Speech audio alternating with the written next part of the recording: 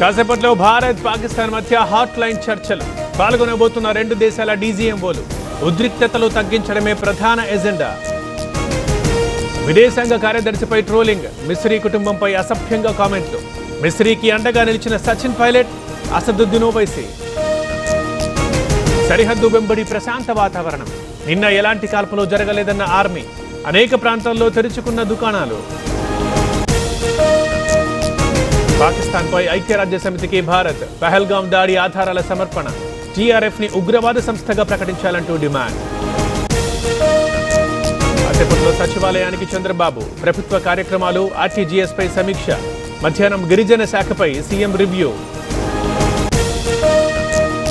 కాసేపట్లో గవర్నర్ తో రేవంత్ భేటీ. పలు కీలక అంశాలపై చర్చ. అనంతరం నానక్రామ్ గూడకు సీఎం. ఏపీ లిక్కర్ స్కామ్ కేసులో సిట్ విచారణ. ధనుంజయ రెడ్డితో పాటు మరో ఇద్దరు కోసం గాలింపు. ఓఎసిస్ జనని యాత్ర. తెలుగు రాష్ట్రాలలో మొట్టమొదటిసారిగా మొబైల్ ఫర్టిలిటీ క్యాంప్. ముగ్గురిపైన ఇప్పటికే లుకౌట్ నోటీసులు జారీ. పాడేరులో మోదకుంటం అమ్మవారి జాతర.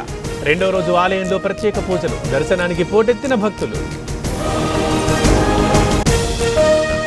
ఏపీలో పెరుగుతున్న వడగాలుల ప్రభావం. 144 ప్రాంతాల్లో 40 డిగ్రీలకు పైగా ఉష్ణోగ్రతలు. ప్రజలు అప్రమత్తంగా ఉండాలన్న అధికారులు. సింహాద్రి అప్పన్నకు రెండో విడత చందన సమర్పణ.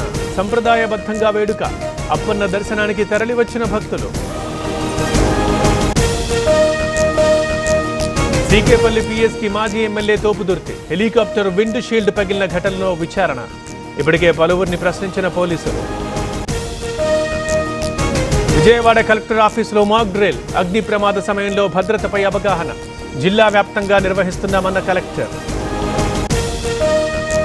ఇవాళ నాగార్జున సాగర్కి మిస్ వరల్డ్ కంటెస్టెంట్లు. బుద్ధవనం సందర్శించనున్న సుందరీమణులు. భారీ పోలీసు బందోబస్తు ఏర్పాటు. బావమరుదుల్ని హత్య చేసిన బావ.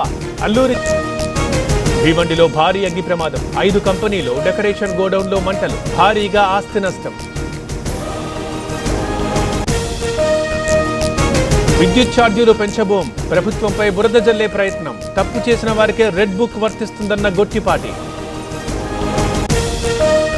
మదురైలో చిత్రై ఉత్సవాలు. వైగై నదిలో అళగర్ ఊరేగింపు. భారీగా తరలివచ్చిన భక్తులు.